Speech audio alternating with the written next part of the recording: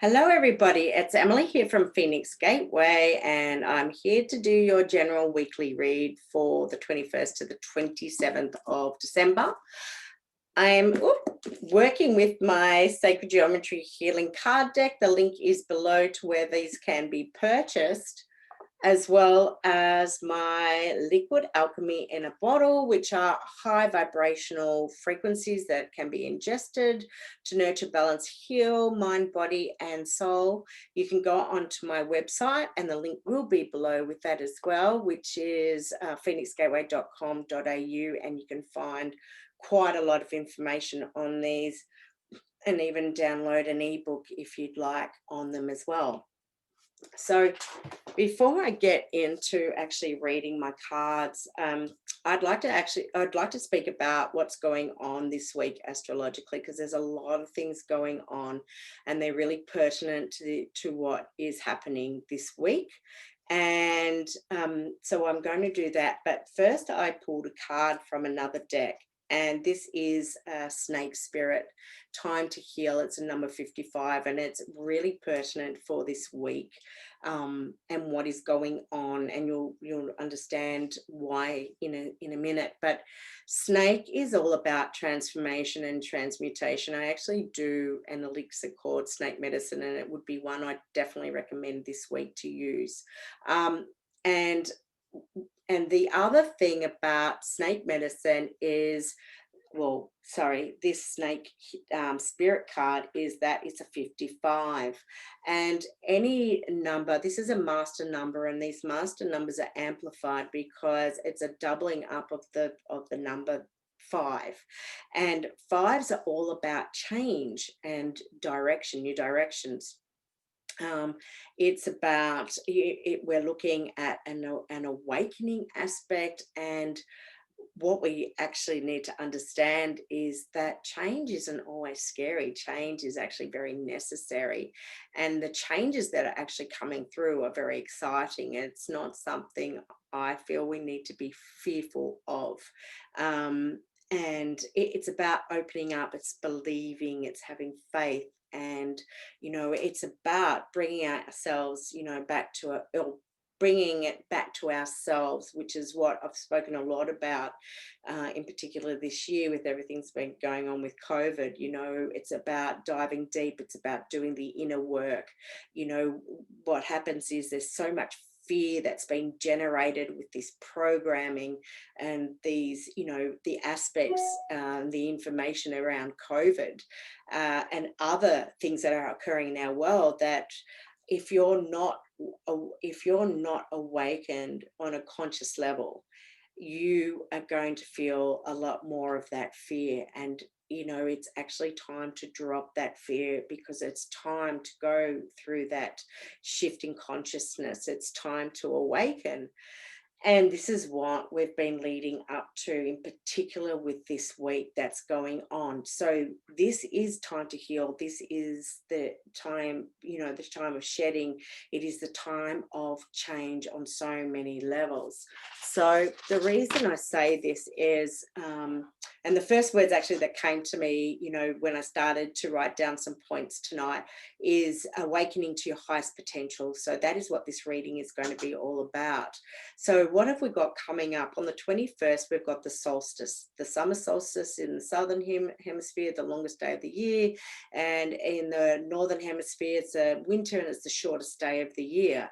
The other thing that's happening on the 21st and the 22nd, so it's the 21st, 22nd, depending where you are. So really it's, for us here in Australia, New Zealand, you're looking at the 22nd, the wee hours. But I believe from what I've read, you will be able to see, if you have binoculars or a scope, a telescope, you'll be able to see quite clearly Saturn and Jupiter in the sky, in the night sky. So what is happening on these days is we actually have Saturn and Jupiter conjuncting. Now, Jupiter has already gone into the sign of Aquarius, and it has left Capricorn. Capricorn is an earth sign, but the Aquarian sign is an air sign. And when we look at the air sign, we're looking, and at Aquarius, we're looking at originality, we're looking at innovators, we're looking at freedom. Freedom is a massive word when we talk about Aquarians, because I talk as though it's me, because I am an Aquarian, so I get it. But I'm always in my head, I'm always thinking, I'm always looking at different ways I can create. What do I say? In a way, I feel the Aquarian sign are a little bit like black sheep. We can be very shy, but for some, we can, they can be quite out there as well. But we're very much, on our own path. And when we get ideas and concepts, off we go. We can at times be very ungrounded as well. So it is important, that we can anchor ourselves and our ideas and concepts here, and our creativity is what we then bring and we nurture, and it's what we're then bringing to the forefront. And that is what Jupiter and Saturn conjunct, especially this, and I believe it's for a year, so until December 2021, the Saturn Jupiter will be conjunct in Aquarius till the December 2021. So it's all about faith, it's all about belief, and it's all about freedom. This is the time for you to really bring through and manifest what it is you visualize. What you visualize is what you want to bring forth and materialize, and to bring through into the physical, into our physical reality. And this is the time we can do it. It's about, even though we are all connected, it's also knowing that we're individuals, and we've got to also follow a path. We've got to come out of this, go out of the aspect of fear. We're coming into the aspect of love. And another beautiful thing with the conjunction of Saturn and Jupiter being the two largest planets in our solar system is that they're coming into 0.1 degree apparently in Aquarius, which means they're pretty much going to be overlapping like this. And what from readings that I have looked at is, what is it that the Star of Bethlehem represents? Well, the Star of Bethlehem represented the birth of Jesus, and that's when it was noted. But from what I'm understanding is, it's not that the Star of Bethlehem was an actual star. It was actually an astrological event that was happening when you had the overlap of the two planets occurring. When these two planets come together, they actually look like what some would call the Lemurian star, or the Star of Hope. Now, I did have the card out, and I put it back before. Oh, there it is. So just to show you, I've actually got it in my deck. So some will call it the Lemurian star, or considered the Star of Hope. And this is what you will see in the sky at that time. And yeah, it's really quite a spectacular time. The other thing that's occurring on the 21st is another event that's occurring at Uluru here in Australia. And that is another really, really massive event that is coming up. And Uluru is considered it's a monolith that is considered, like, it's when you connect up the ley lines, it's actually considered the solar plexus of our planet. But it's not just the solar plexus. A lot of people will actually say it's the heart of our planet. And from people I've spoken to, Mount Connor is actually considered the heart of our planet, or the heart in that area. And so what I feel is happening, that's, in conjunction with the conjunction of the planets coming together of Jupiter and Saturn, which, by the way, it was last seen 1623. I believe, so nearly 400 years ago, is that it's going to be another awakening. And so what I've heard of, what I've read and heard of is that there's meant to be a black box that's meant to be under Uluru, and that it's Pleiadian in nature and it's going to be activated. That's only one small aspect. Some people actually look at Uluru as being more like an iceberg. So what you're only seeing on the top is only a part of it. There's so much more under the ground.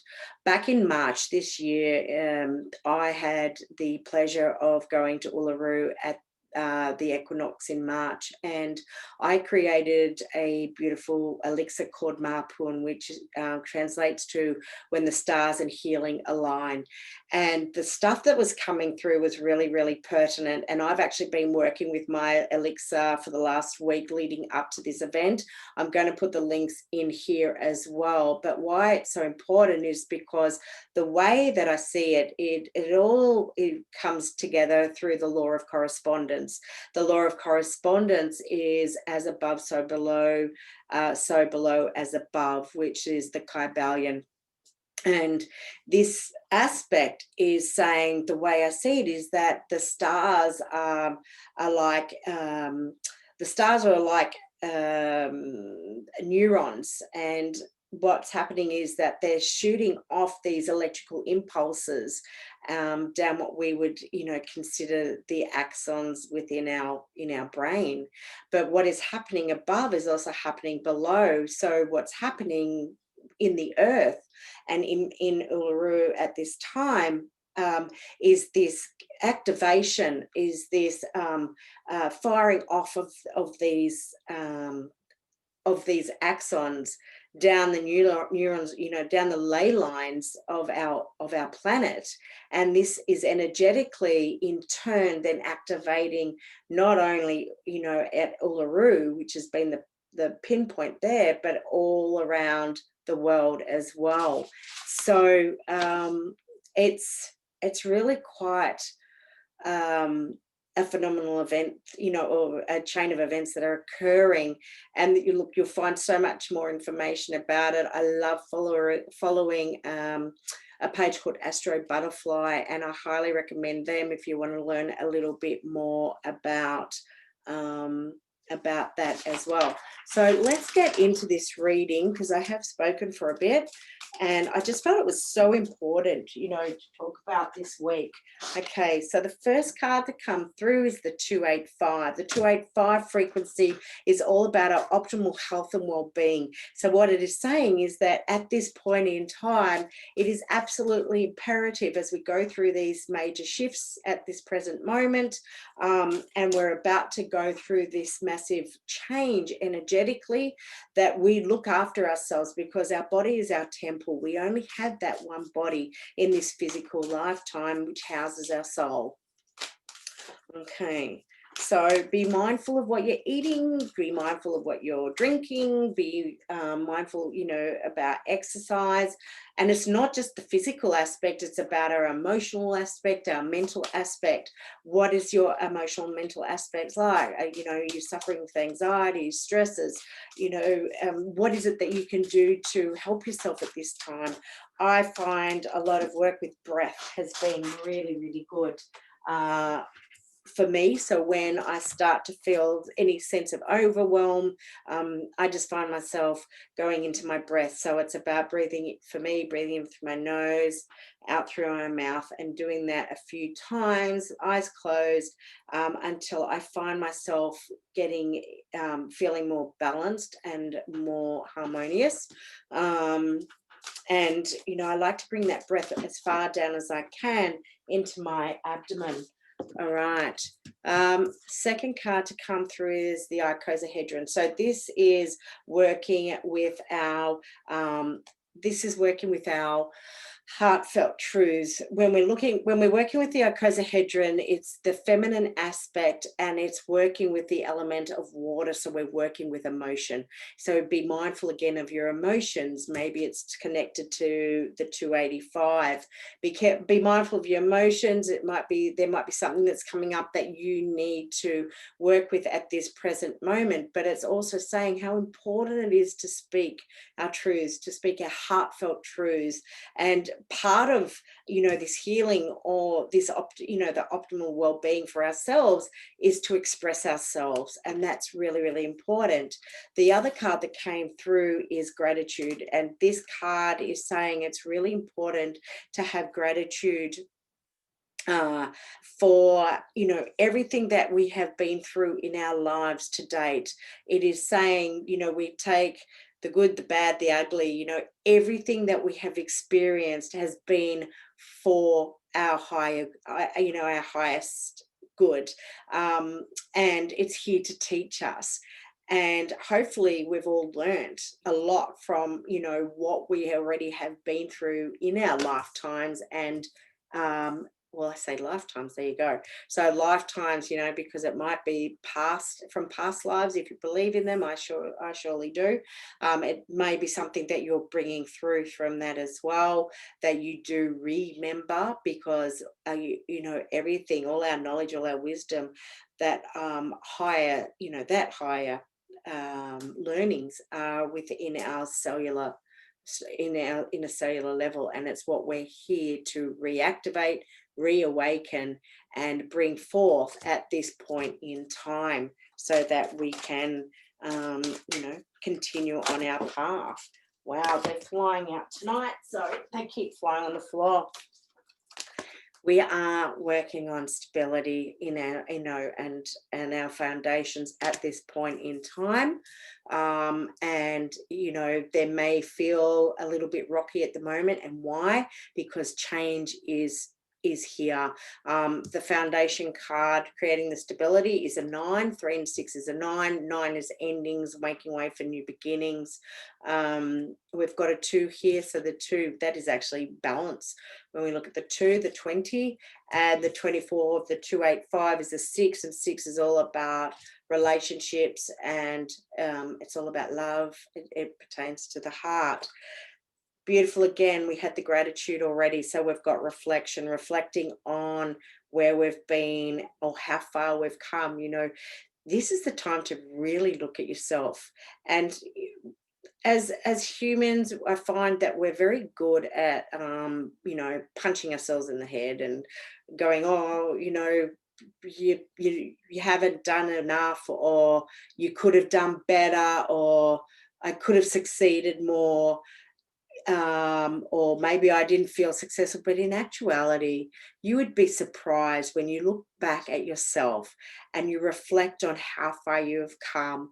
And when you actually have gone through change, when you have healed certain aspects, you will be so amazed to actually see how bloody awesome you are. The way we perceive success, failure, whatever it may be, is going to be very individual. But maybe it's because you need to look at different aspects, or parts of what you have been through in a different way. And as Wayne Dyer says, if you change the way you look at things, the things you look at change. And this is so true. And you will be so surprised at how bloody awesome you are. So maybe that's what you really need to see at this time, as you go through this optimization of health and well-being, mind, body, and spirit. Because everything you need, as I said before, is already within you. Here is the egg of life. The egg of life are the only cells. So in creation story, they are 8 cells in 3 dimensions, or 13 cells in 2 dimensions, and the 12 around the 1. They are the only cells that sit within the perineal area, or they are the cells that sit in the perineal area. They're with us from the time of conception to the time we die. And everything we need, the blueprint of who we are, the blueprint of why we're here, the wisdom, the knowledge, everything that we already need is already within us. And it's up to us, as the leader of, a 1 and a 2, 12 is a 3. 3 is leadership, it's expansion. You're it. You have it. You just got to access it. Absolutely gorgeous. Okay, what have we got here? I'm just going to see bottom of the deck, believe and have faith. And I couldn't make it up even if I tried. That is what this conjunction of Jupiter and Saturn is all about. The other thing is Saturn is also rules Aquarius as well as Uranus does. But so it's, Saturn is where it will be very comfortable in the sign of Aquarius. But it's, with Jupiter in there, it's all about that belief aspect and having faith. Sorry, my green screen's playing up. Believing and having faith in every aspect of who you are, what you do, and what you're here to accomplish. Stop worrying about what's going on on the news. Stop watching the news. Maybe you need to take yourself also off certain parts of social media. Maybe you need to use discernment with the people that you hang around, because it's up to you to take charge of your life. And this is the time we are in Aquarius, the time, the innovator, the thinker, the original. You are it. And this card is a 33. Again, here we go. We're expanding on the numbers. And it's a 33 is that leadership, that expansion. And it is the double number, like we had with the egg here, which is a 12 going into a 3. Merry Christmas. Have a wonderful week this week, and enjoy your time with your friends, your family, or who, anyone that you love or invite into your home to celebrate at this point in time. And I look forward to speaking with you next week as well. So just to reiterate, the Mapuan and snake medicine are 2 beautiful elixirs to work with this week, and the links will be below to where they can be purchased. Bye for now.